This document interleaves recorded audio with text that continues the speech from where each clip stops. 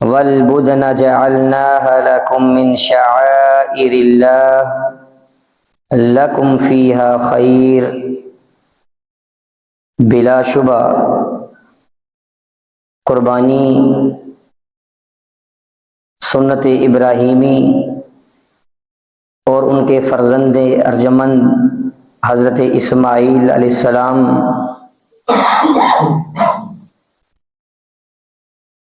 کی وفدیناہ بذبح عظیم کی یاد میں منائی جاتی ہے۔ ہر سال لاکھوں مسلمان اس سنت پر عمل کرتے ہوئے اللہ کے حضور اپنی اپنی حیثیت کے مطابق جانوروں کو ذبح کرتے ہیں۔ تو اس قربانی کے فضائل اور اس کے مسائل کے حوالے سے آپ کے سامنے آج گفتگو کروں گا۔ اللہ تعالیٰ سے دعا ہے اللہ تعالیٰ حق اور سچ کہنے کی توفیق عطا فرمائے، اور اس کے بعد اس حق اور سچ کو اپنانے اور اس کے مطابق عمل پیرا ہونے کی توفیق عطا فرمائے۔ سب سے پہلی چیز، قربانی کی فضیلت کیا ہے؟ قربانی کی فضیلت کے لیے یہی کافی ہے کہ قرآن مجید میں اس کا ذکر خیر آیا ہے۔ اللہ رب العالمین قرآن مجید میں ارشاد فرماتے ہیں وَالْبُدْنَ جَعَلْنَاهَا لَكُم مِّن شَعَائِرِ اللَّهِ لَكُمْ فِيهَا خَيْرٌ۔ فرمایا کہ قربانی کے جانور کو ہم نے تمہارے لیے شعائر اللہ بنا دیا، اللہ کا شاعر بنا دیا، اور اس میں تمہاری ہی بہتری ہے۔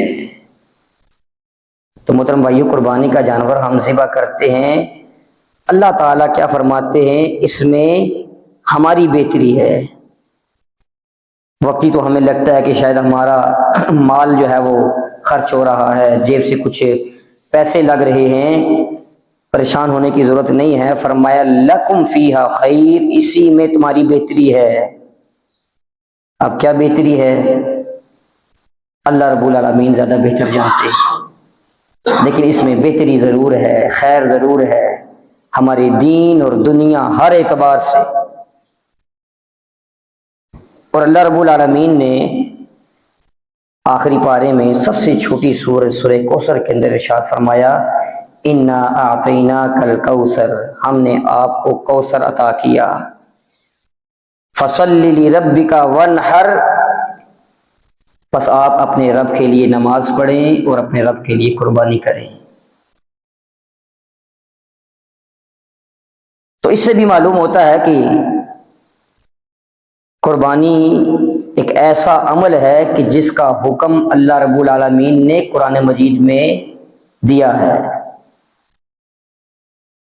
اور یہاں سے اگر دیکھا جائے تو ایک بات یہ بھی ثابت ہوتی ہے فَصَلِّ لِرَبِّكَ وَانْحَرْ، اپنے رب کے لیے نماز پڑھنی ہے اور اپنے رب کے لیے قربانی کرنی ہے۔ تو معلوم یہ ہوتا ہوا نظر آتا ہے کہ انہی لوگوں کی قربانی قابل قبول ہے کہ جو نمازی ہوں، نماز پڑھنے والے ہوں۔ بے نماز انسان کی قربانی اللہ کے ہاں قابل قبول نہیں۔ پہلے نماز کا حکم دیا، پھر قربانی کا حکم دیا۔ قربانی کا مقصد کیا ہے؟ قربانی چونکہ ایک عبادت ہے، اور ہر عبادت کا مقصد حصول تقویٰ ہوتا ہے، انسان متقی بن جائے، انسان کے دل کے اندر اللہ کا خوف پیدا ہو جائے۔ اللہ رب العالمین قرآن مجید میں ارشاد فرماتے ہیں انما یتقبل اللہ من المتقین، اللہ رب العالمین قربانی متقی لوگوں کی ہی قبول کرتے ہیں۔ متقی لوگوں کی قربانی، پرہیزگاروں کی قربانی اللہ قبول کرتے ہیں۔ اور اللہ کے رسول صلی اللہ علیہ وسلم نے فرمایا لن ینال اللہ لحومها ولا دماؤها ولکن ینالہ التقوی منکم، لوگوں تم قربانی کے جانور ذبح کرتے ہو، جانور قربان کرتے ہو، اللہ کو نہ تمہاری قربانی کے جانوروں کا خون پہنچتا ہے، نہ اللہ تعالیٰ تک تمہاری ان قربانی کے جانوروں کا گوشت پہنچتا ہے۔ اللہ رب العالمین کو اگر کوئی چیز پہنچتی ہے وہ تمہارے دلوں کا تقوی ہے، دلوں کا تقوی۔ تو معلوم یہ ہوا کہ اس عظیم عبادت کا مقصد بھی حصول تقوی ہے۔ اب دیکھتے ہیں کہ اس قربانی کا حکم کیا ہے، کیا یہ فرض اور واجب ہے یا سنت ہے؟ بہت سارے لوگ اس کو کہتے ہیں کہ یہ واجب ہے، فرض ہے، ہر شخص کے اوپر، ہر گھرانے کے اوپر سال میں ایک مرتبہ فرض ہے۔ لیکن صحیح بات یہ ہے، یہ فرض نہیں ہے، سنت ہے، لیکن یہ ایسی سنت ہے جس کی بہت سخت تاکید آئی ہے، سخت تاکید آئی ہے۔ نبی اکرم صلی اللہ علیہ وسلم نے فرمایا، سنن ابو داود اور مسند احمد کی روایت ہے، فرمایا کہ جو شخص وسعت، جس کو وسعت حاصل ہو، آسانی سے وہ قربانی کر سکتا ہو اور وہ قربانی نہ کرے، وہ ہماری عیدگاہوں کے قریب نہ آئے۔ یہ یہاں پر ایک پیمانہ، اللہ تعالیٰ نے کوئی معیار مقرر نہیں کیا کہ جس کے پاس اتنا نصاب ہو وہ قربانی نہ کرے تو وہ ہماری عیدگاہ کے قریب نہ آئے، نہیں۔ یہاں پر ہمارے ضمیر کے اوپر بات چھوڑی کہ ہم اپنے ضمیر سے پوچھیں، اپنے آپ سے سوال کریں۔ ہر انسان کا اپنے آپ کا ہر انسان کو علم ہوتا ہے، اپنے حالات سے ہر انسان واقف ہوتا ہے کہ میں اگر قربانی کرتا ہوں تو مجھے کوئی پریشانی لاحق نہیں ہوگی، کوئی مسئلہ نہیں ہوگا۔ تو اگر اتنی وسعت کے باوجود وہ قربانی نہیں کرتا تو فرمایا کہ وہ ہماری عیدگاہ کے قریب نہ آئے، اس کو ہمارے ساتھ عید کی نماز پڑھنے کا کوئی حق نہیں ہے۔ اور سنن ترمذی کی روایت ہے، رسول اللہ صلی اللہ علیہ وسلم نے فرمایا، اعلی کل اہل بیت فی کل عام اضحیۃ، ہر گھر والوں کے اوپر سال میں ایک مرتبہ قربانی ہے۔ تو یہ ایسی سنت ہے کہ جس کی بڑی سخت تاکید آئی ہے اور نہ کرنے والوں کو کے لیے بڑی سخت وعید آئی ہے۔ اسی طرح دیکھتے ہیں کہ اس قربانی کا وقت کیا ہے، کب قربانی کرنی چاہیے۔ قربانی کا وقت عید کی نماز ادا کرنے کے فوراً بعد ہے۔ عید کی نماز آپ نے ادا کر لی، اس کے بعد آپ کسی وقت بھی اپنا جانور ذبح کر سکتے ہیں۔ صحیح بخاری اور مسلم کی روایت ہے، براء بن عازب رضی اللہ تعالیٰ عنہ فرماتے ہیں کہ میں نے حضور علیہ الصلوۃ والسلام کو خطبے میں یہ بات ارشاد فرماتے ہوئے سنا۔ آپ علیہ الصلوۃ والسلام ارشاد فرما رہے تھے عید کا خطبہ دیتے ہوئے کہ آج کا دن سب سے پہلا کام ہم نے جو کرنا ہے وہ ہم نے عید کی نماز ادا کرنی ہے، اور عید کی نماز فرمایا کہ ادا کرنے کے بعد ہم نے لوٹ کر جانا ہے اور جانور کو ذبح کرنا ہے۔ اور فرمایا کہ جس نے یہ ترتیب اپنائی، پہلے عید کی نماز پڑھی پھر قربانی کا جانور ذبح کیا، فقط اصاب سنتنا، اس نے ہمارے طریقے کے مطابق عمل کیا، ہمارے طریقے کو پا لیا۔ اور جس نے عید کی نماز سے پہلے قربانی کر لی پھر آ کر عید کی نماز پڑھی، فرمایا کہ اس نے اپنے گھر والوں کے لیے عام گوشت جیسے وہ باہر سے خرید کر لاتا ہے گھر والوں کے کھانے کے لیے، بس ایسے اس نے گوشت کھانے کے لیے اپنے گھر والوں کے لیے پیش کیا، اس کی کوئی قربانی نہیں۔ اور ایک روایت میں آتا ہے حضور علیہ الصلوۃ والسلام نے فرمایا کہ جس شخص نے عید کی نماز سے پہلے ذبح کیا، قربانی کر دی، فلیعد، اس کو چاہیے کہ وہ دوبارہ قربانی کا جانور لائے اور دوبارہ قربانی کرے۔ تو یاد رکھیے گا، قربانی کا جو وقت ہے، ذبح کا جو وقت ہے وہ عید کی نماز کے بعد ہے۔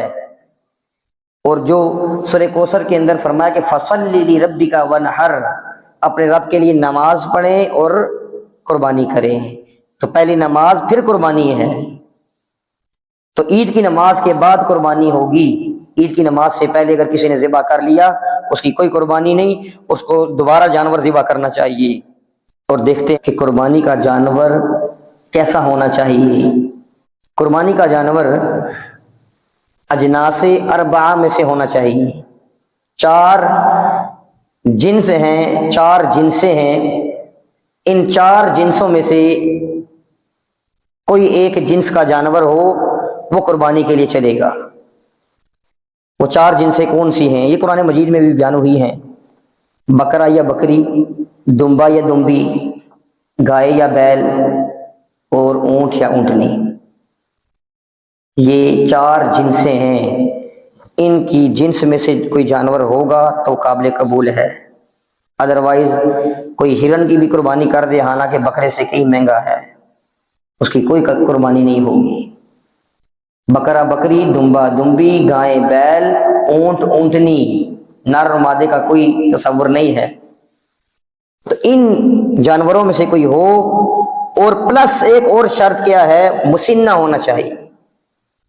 مسنہ دوندا، دودھ کے جو دانت ہیں اس کے گر چکے ہوں، یہ دوندا ہوتا ہے. تو یہ 2 شرائط بنیادی ہیں. جانور ان 4 جنسوں میں سے ہو، اس سے ان جنسوں میں سے باہر اگر کوئی جانور ہوگا تو وہ قربانی نہیں ہوگی. اور بھینس گائیں کی قسم میں سے کچھ لوگ شمار کر کے اس کی قربانی کرتے ہیں، لیکن بچنا چاہیے. گائے کی قسم میں سے ہے، اس میں کوئی شک نہیں ہے. بھینس کو گائے پر ہی قیاس کیا جاتا ہے، اسی کی قسم میں رکھا جاتا ہے. چاہے وہ زکوٰۃ کے معاملات ہوں یا جیسے بھی معاملات ہوں، اس کو گائے کے ساتھ ہی ملایا جاتا ہے. لیکن پھر بھی اس کی قربانی سے بچنا چاہیے. لیکن اگر کوئی اس کی قربانی کرتا بھی ہے تو انشاءاللہ کوئی حرج والی بات نہیں ہے. لیکن جب گائے موجود ہے تو پھر اصل موجود ہے تو پھر فرع کی طرف جانے کی کیا ضرورت ہے، نقل کی طرف جانے کی کیا ضرورت ہے.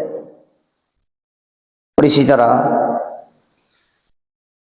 جانور قربانی کا جو ہے وہ ہر طرح کے عیب سے پاک ہونا چاہیے. حضور علیہ الصلوۃ والسلام فرماتے ہیں، سنن ترمذی کی روایت ہے کہ قربانی کا جانور ایسا لنگڑا نہ ہو جس کا لنگڑا پن واضح ہو، واضح طور پر لنگڑا کر چل رہا ہے، ایسا جانور نہیں ہونا چاہیے. فرمایا کہ ایسا کانا جانور نہ ہو کہ جس کا کانا پن واضح ہو، واضح طور پر پتہ چلتا ہے کہ یہ جانور کانا ہے، اس کو ایک آنکھ سے دکھائی نہیں دیتا، اس کی نظر کا مسئلہ ہے. اور اسی طرح فرمایا کہ ایسا بیمار نہ ہو، البین المرضی، جس کی بیماری واضح ہو، واضح طور پر پتہ چل رہا ہے کہ یہ جانور بیمار ہے. ہاں اپنے جانور خریدا بعد میں بیمار ہو گیا وہ ایک الگ بات ہے، لیکن آپ جانور خرید رہے ہیں، دیکھنے کے لیے گئے ہیں اور وہ بیمار لگ رہا ہے تو ایسا جانور نہیں ہونا چاہیے. ایسا جانور خرید کر لانا جائز نہیں ہے. ایسا لاغر اور ایسا بوڑھا جانور نہ ہو کہ جس کی ہڈیوں میں سے گودا ہی ختم ہو گیا ہو. بوڑھا جانور یہ بھی اللہ کے ہاں قابل قبول نہیں ہے. تو یہ جانور کے اندر یہ 4 عیب نہیں ہونی چاہیے، اور ان عیوب سے بڑا کوئی اور عیب نہ ہو. مثال کے طور پر کانے کا کہا گیا نا، جانور کانا نہ ہو جس کا کانا پن واضح ہے. تو ایک جانور ہے ہی اندھا، کانا نہیں ہے، اندھا ہے، تو یہ اس سے بڑا عیب ہے. تو ان 4 عیوب سے اگر کوئی بڑا عیب موجود ہے تو بھی وہ جانور قربانی کے لیے نہیں چلے گا. اس کے علاوہ اگر ان عیوب سے کوئی کم درجے کے عیب ہیں، مثال کے طور پر تھوڑا سا دم کٹا ہوا ہے، تھوڑا سا زخمی ہے، کچھ تھوڑا سا جل گیا تھا، کسی جانور نے سینگ مارا تو کٹ لگ گیا تھا، تو اس طرح کے چھوٹے موٹے اگر عیوب ہیں تو اس میں کوئی حرج والی بات نہیں ہے. یہ جو 4 بڑے بڑے عیب بتائے گئے ہیں ان سے بڑا عیب نہیں ہونا چاہیے. اور اسی طرح جانور کی شرکت کے حوالے سے، قربانی کے جانور کے اندر شرکت کے حوالے سے تو محترم بھائیو، جو بڑا جانور ہے گائے ہے، اس میں 7 بندے شریک ہو سکتے ہیں، اور اونٹ میں بھی 7 ہی شریک ہوں گے، لیکن بعض آثار سے 10 کا شریک ہونا بھی ثابت ہوتا ہے. بکرا یا دمبا وہ تو اکیلا اکیلا ہی ذبح کیا جائے گا. اور اور اسی طرح سارے گھر کی طرف سے ایک ہی قربانی ہوگی. ایسا نہیں ہے کہ بہت سارے لوگوں کا یہ جو ہے وہ ایک نظریہ سا بن چکا ہے کہ ہر شخص کی طرف سے 7 قربانیاں زندگی میں ضروری ہیں.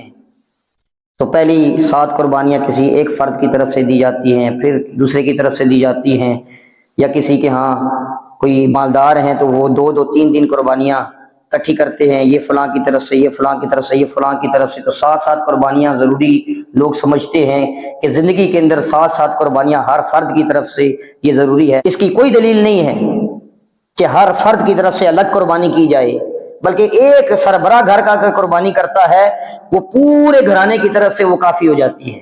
اس کی دلیل سنن ترمذی اور سنن ابن ماجہ کی روایت ہے. عطا بن یسار رضی اللہ رحمہ اللہ بیان فرماتے ہیں کہ میں نے ابو ایوب انصاری رضی اللہ تعالیٰ عنہ سے پوچھا کہ رسول اللہ صلی اللہ علیہ وسلم کے زمانے میں لوگ قربانی کیسے کرتے تھے؟ تو انہوں نے فرمایا کہ حضور کے زمانے میں ایک شخص بکری ذبح کرتا تھا، عنہ وعن اہل بیتہ، وہ اپنی طرف سے اور اپنے پورے گھر والوں کی طرف سے ذبح کرتا تھا. ایک بکری اپنی طرف سے اور پورے گھرانے کی طرف سے ذبح کرتا تھا. یہ پورے گھر کی طرف سے قربانی ہو جاتی تھی، خود بھی کھاتے تھے، لوگوں کو بھی کھلاتے تھے. اور حتی تباہ الناس کما ترا، اور اب لوگوں کی مقابلے بازی کی صورت تمہارے سامنے ہے. ایک کہتا ہے کہ میرے فلاں رشتہ دار نے 2 قربانیاں کی ہیں، میں 3 کروں گا. یہ مقابلے بازی کی صورت ہے. حضور صلی اللہ علیہ وسلم کے زمانے میں ایک قربانی پورے گھرانے کی طرف سے کافی ہو جاتی تھی، اور ہمارے لیے بھی یہی ہونا چاہیے. ہاں اگر کوئی مالدار ہے وہ زیادہ قربانیاں کرنا چاہتا ہے اور اس کی نیت مقابلے بازی کی نہیں ہے تو اس میں کوئی حرج والی بات نہیں ہے، اس کا جواز ہے. اور اسی طرح کہ قربانی کا جانور ذبح کون کرے گا؟ سب سے اچھا طریقہ تو یہ ہے کہ قربانی کا جانور جس نے قربانی کرنی ہے وہ اپنے ہاتھ سے خود ذبح کرے. سب سے بہترین طریقہ یہ ہے. اگر خود ذبح نہیں کر سکتا تو کم از کم ذبح کے وقت پاس موجود ہونا چاہیے. حتیٰ کہ محترم بھائیوں، اپنے ہاتھ سے جانور کو ذبح کرنا، اپنی قربانی کے جانور کو ذبح کرنا صحابہ کرام اتنا پسند فرماتے تھے. صحیح بخاری کی روایت ہے، ابو موسیٰ اشعری رضی اللہ تعالیٰ عنہ اپنی بیٹیوں کو حکم دیا کرتے تھے ان یضحین بایدیہن، کہ وہ اپنے قربانی کے جانوروں کو اپنے ہاتھ سے ذبح کریں. بہت سارے لوگ یہ سمجھتے ہیں نا کہ عورت قربانی کا جانور یا کوئی بھی جانور ذبح نہیں کر سکتی. یہ غلط سوچ ہے. یہ صحیح بخاری کی روایت سے صحابی حضرت ابو موسیٰ اشعری رضی اللہ تعالیٰ عنہ اپنی بیٹیوں کو حکم دیا کرتے تھے کہ اپنی قربانی کے جانوروں کو اپنے ہاتھ سے ذبح کیا کریں. اور صحیح بخاری کے اندر یہ ایک روایت آتی ہے کہ ایک عورت جنگل کے اندر پہاڑ کے اوپر جو ہے وہ بکریاں چلا رہی تھی. اس کی بکری جو ہے وہ لڑک کر گری اور مرنے کے قریب تھی، تو اس نے نوک دار پتھر اٹھایا اور اس بکری کو اس نوک دار پتھر سے ذبح کر دیا. حضور علیہ الصلوۃ والسلام کو پتہ چلا تو آپ علیہ الصلوۃ والسلام نے اس بکری کا گوشت کھایا. اگر عورت کا ذبح کرنا جائز نہ ہوتا تو کیا حضور علیہ الصلوۃ والسلام اس بکری کا گوشت کھاتے؟ آج بڑے بڑے مفتی بنے بیٹھے ہیں جی عورت ذبح کرے مکروہ ہو جاتا ہے، جانور حرام ہو جاتا ہے. العیاذ باللہ. اپنی طرف سے منمانیاں، اپنی طرف سے بنایا ہوا دین. عورت کے ذبح کرنے سے اگر جانور حرام ہو جاتا ہے تو پھر اس کی ہاتھ کی کٹی ہوئی سبزی کیوں کھاتے ہیں آپ؟ نہ کھائیں. وہ بھی تو سبزی بھی تو اس کے اوپر بھی تو وہ چھری چلا رہی ہے نا. وہاں تو بڑے شوق سے جو ہے وہ عورت گھر کے سارے کچن کا کام عورت نے سنبھالا ہوا ہے جی. وہ طرح طرح کے سلاد کاٹ کاٹ کر آپ کے سامنے پیش کر رہی ہے، مزے لے کر کھاتے ہیں. اور جانور عورت ذبح کر دے حرام ہو جاتا ہے، مکروہ ہو جاتا ہے. تو عورت جانور ذبح کر سکتی ہے، اس کے اندر کوئی حرج والی بات نہیں ہے. قربانی کا جانور بھی اگر عورت ذبح کرنا چاہے تو وہ کر سکتی ہے. اسی طرح خیال رکھنا چاہیے کہ ذبح کے وقت جانور کے ساتھ احسان کریں. جانور کے ساتھ احسان کیا ہے؟ سنن ابو داود، سنن نسائی وغیرہ کے اندر روایت موجود ہے۔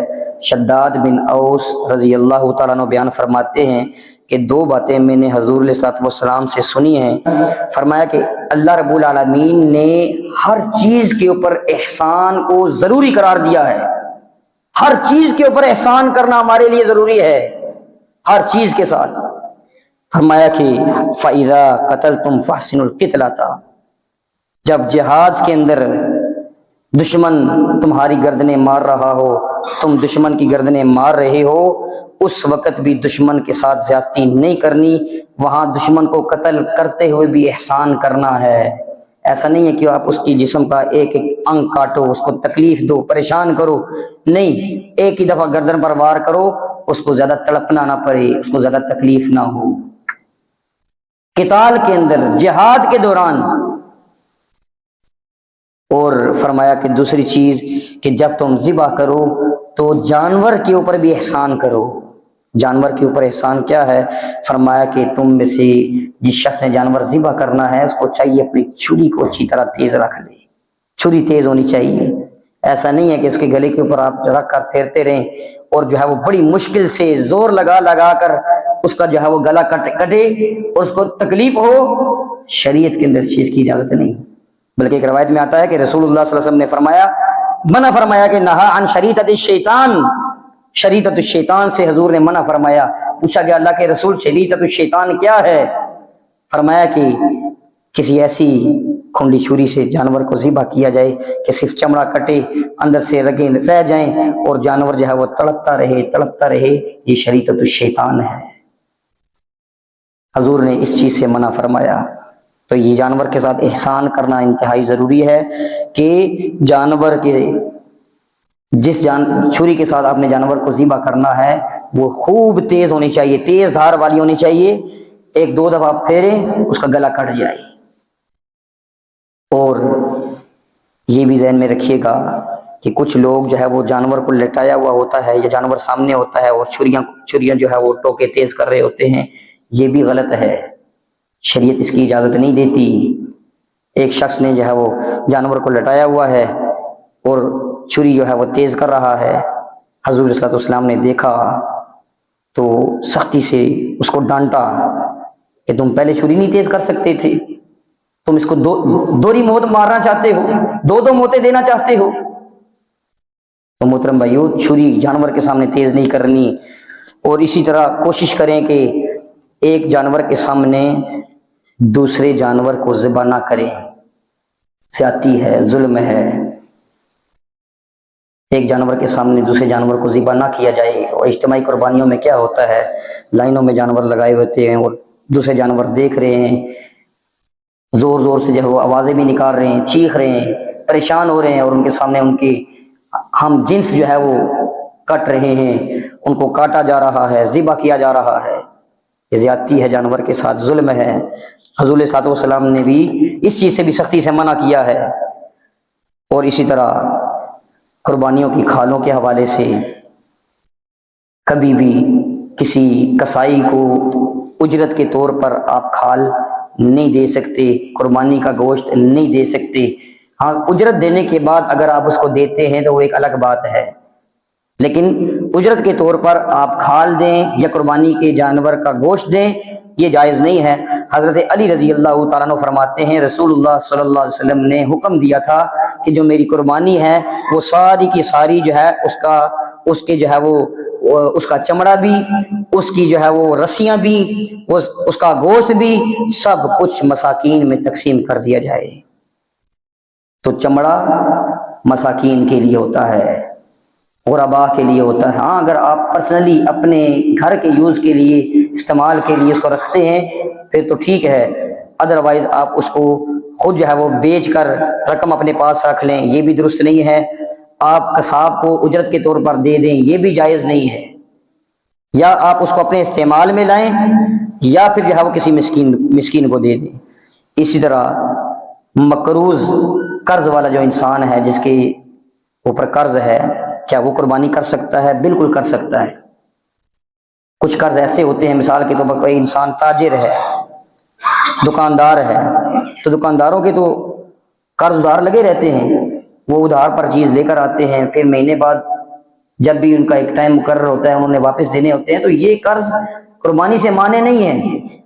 یہ بہانہ تو کوئی بنا سکتا ہے، لیکن ایسا شخص اس پر قربانی ہے، یا پھر ایسا قرض کہ جس کے بھی آپ کے پاس مہلت ہے، وہ بھی فوری آپ سے نہیں مانگ رہا کہ میرا ابھی نکالو جی، بھی مہلت ہے، تو ایسا قرض بھی قربانی سے مانے نہیں ہے۔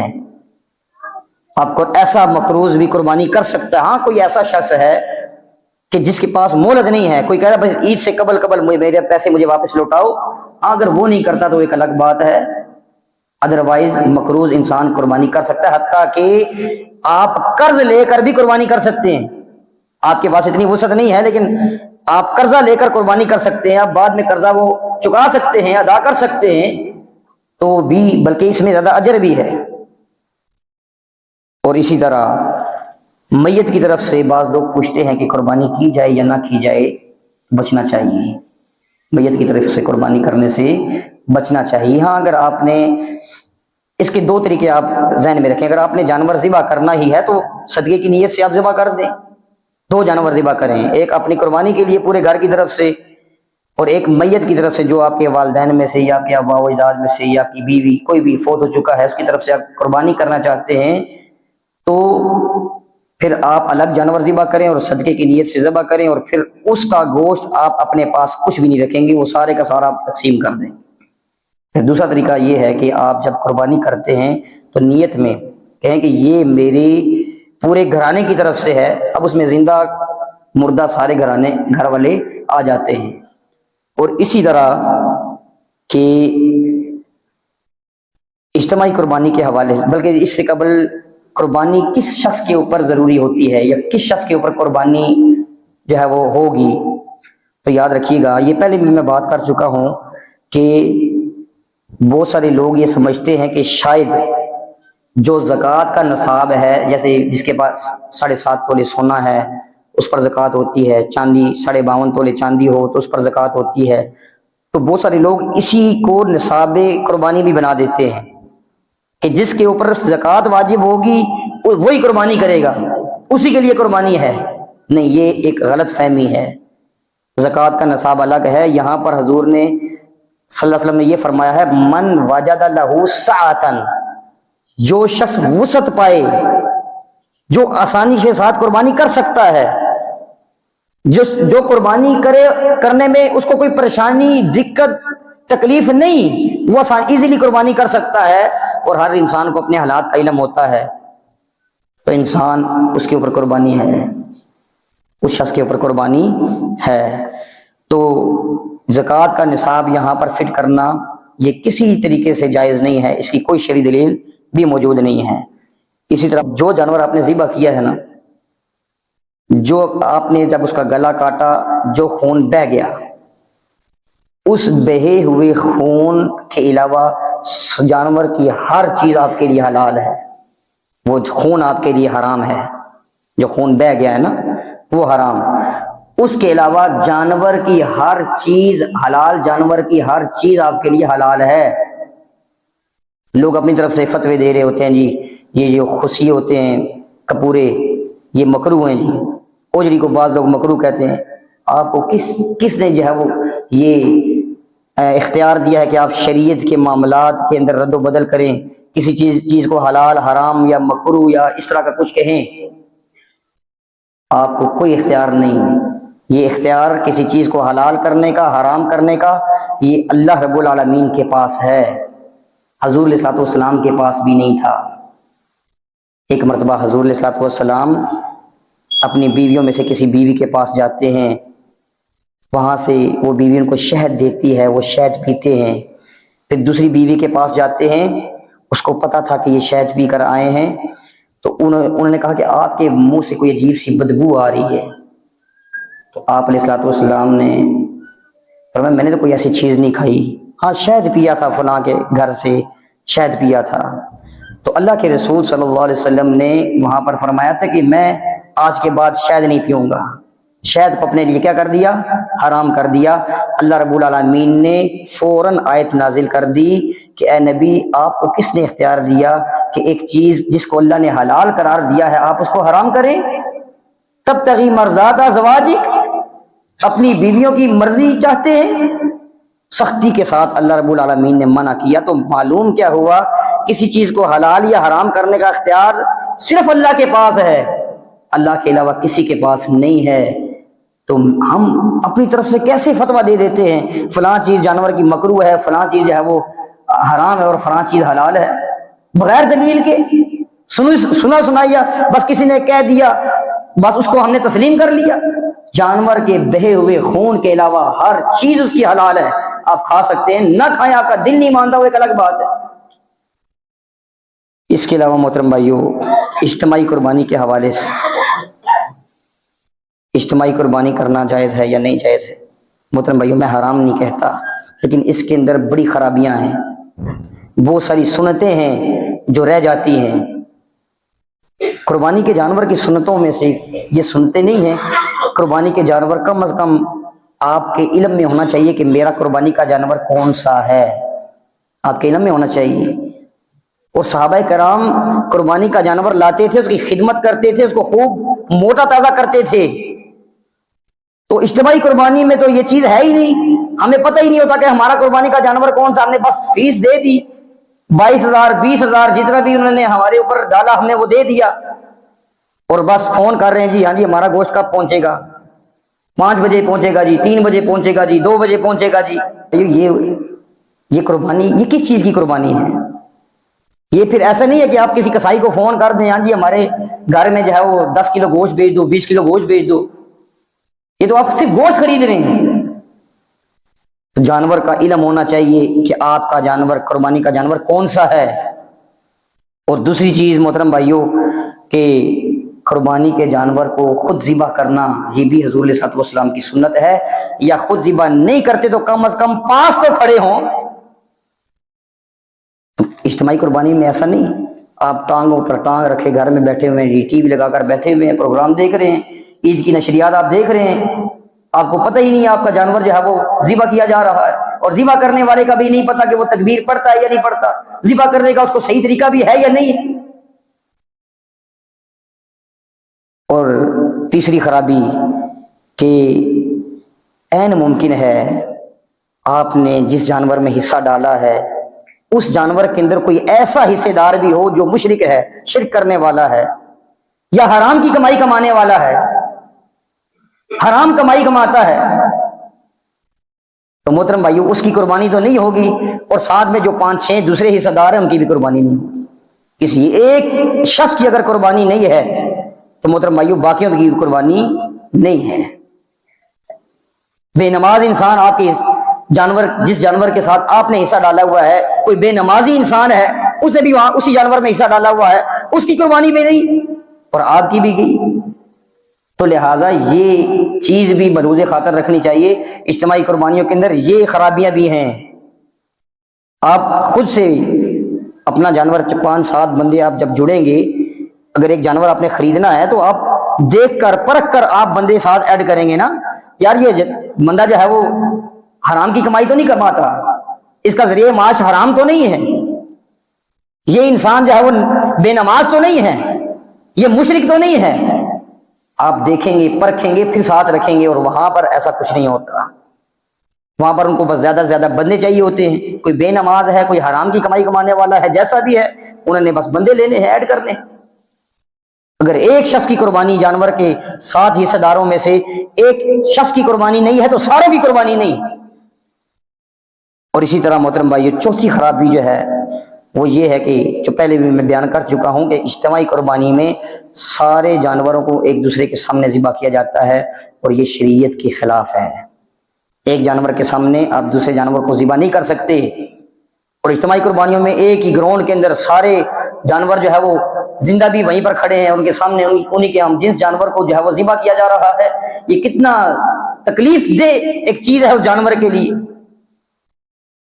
محترم بھائیوں، میں اپنی ایک مثال آپ کو دیتا ہوں کہ دو مرغے تھے ہمارے پاس، ایک مرغے کو میں نے ذبح کیا، دوسرے مرغے کا میرے علم میں نہیں تھا، لیکن وہ اوپر چھت پر بیٹھا ہوا دیکھ رہا تھا۔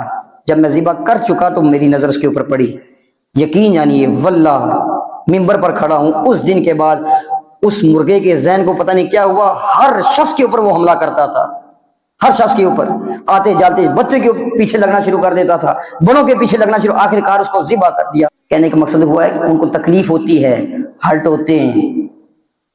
یہ ساری خرابیاں اجتماعی قربانی کے اندر آتی ہیں۔ میں پھر بھی حرام نہیں کہتا، لیکن یہ ساری خرابیاں ملحوظ خاطر رکھنی چاہیے جو لوگ اجتماعی قربانی کے اندر حصہ ڈالتے ہیں۔ قربانی یا حج کے دن جب قریب آتے ہیں تو کچھ جلے ہوئے تل کے جلے ہوئے لوگ، بنے ہوئے لوگ، سڑیل جیلسی دل کے اندر لیے ہوئے، منافقانہ طرز گفتگو رکھے ہوئے، وہ اپنے دلوں سے نکلتے ہیں اور اعتراضات کرتے ہیں۔ ان کو غریبوں اور مسکینوں کی یاد آ جاتی ہے، سارا سال غریبوں اور مسکینوں کی یاد نہیں آتی، لیکن جب قربانی اور حج کا موقع آتا ہے ان کو یاد آتی ہے کہ بھئی اتنے جانور ذبح کرنے کے بجائے، اتنا خرچہ کرنے کے بجائے، اتنا حج کے اوپر اتنا خرچہ کرنے کے بجائے کسی غریب اور مسکین کی بیٹی کی شادی کروا دی جائے، کسی طالب علم کی فیس دے دی جائے۔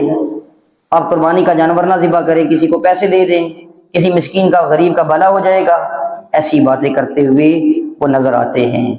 ان کو مسکینوں اور غریبوں سے ہمدردی نہیں ہے، ان کو صرف تکلیف ہوتی ہے مسلمانوں کی اجتماعیت سے، ورنہ سارا سال لوگ 4 لاکھ کے آئی فون جو ہے وہ خرید رہے ہیں، ان کے جو ہے وہ زبانیں ان کے منہ وہاں پر نہیں پھٹتے کہ یہ بھی فضول خرچی ہے۔ صرف ضرورت نہیں ہوتی، نیو ماڈل آیا ہے، ماڈل اپ گریڈ کر دیتے ہیں، 1-2 لاکھ کا نقصان بھی ہو جائے کوئی مسئلہ نہیں، گاڑیوں کے ماڈل اپ گریڈ ہو رہے ہیں، موبائلوں کے ماڈل اپ گریڈ ہو رہے ہیں، بسنت کے موقع پر، 14 اگست کے موقع پر، شادی بیاہ کے موقع پر کروڑوں لوگ اٹھاتے ہیں، وہاں پر ان کا منہ نہیں کھلتا۔ اور جہاں اللہ رب العالمین کے حضور جو ہے وہ جانوروں کی قربان کرنے کا معاملہ آ جاتا ہے، یا اللہ کے گھر جا کر جو ہے وہ حج کی ادائیگی اور اس فریضے کی ادائیگی کا معاملہ آ جاتا ہے، یہاں پر یہ منہ کھولنا شروع کر دیتے ہیں کہ جو ہے غریبوں کا خیال رکھا جائے، غریبوں اور مسکینوں کی بیٹیوں کا جو ہے وہ ان کی شادی کروا دی جائے ان چیزوں کے بجائے۔ محترم بھائیو، ایک عمل کی تشہیر اور دوسرے عمل کی تحقیر وہی شخص کر سکتا ہے کہ جو بے دین انسان ہے، جو شرعی اصولوں اور شرعی تعلیمات سے نابلد انسان ہے، وہی ایسا کر سکتا ہے کہ ایک نیکی کے کام کی تو وہ تشہیر کر رہا ہے اور دوسرے نیکی کے کام کی وہ تحقیر کر رہا ہے۔ یہ اچھی بات ہے، غریبوں کا، مسکینوں کا جو ہے وہ ساتھ دینا، ان کے ساتھ ہمدردی رکھنا، ان کی بچیوں کی شادی کرا دینا، کسی غریب طالب علم کی فیس ادا کر دینا، بہت اچھی بات ہے، لیکن پورا سال جو ہے وہ 11 مہینے پورا سال آپ کے پاس ہوتا ہے ان خیر کے کاموں کے لیے، صرف اسی موقع پر آپ کو یہ خیر کا کام یاد آ جاتا ہے۔ اللہ رب العالمین سے دعا ہے اللہ رب العالمین جو کچھ کہا سنا اس کے مطابق عمل پیرا ہونے کی توفیق عطا فرمائے۔ وآخر دعوانا الحمدللہ رب العالمین۔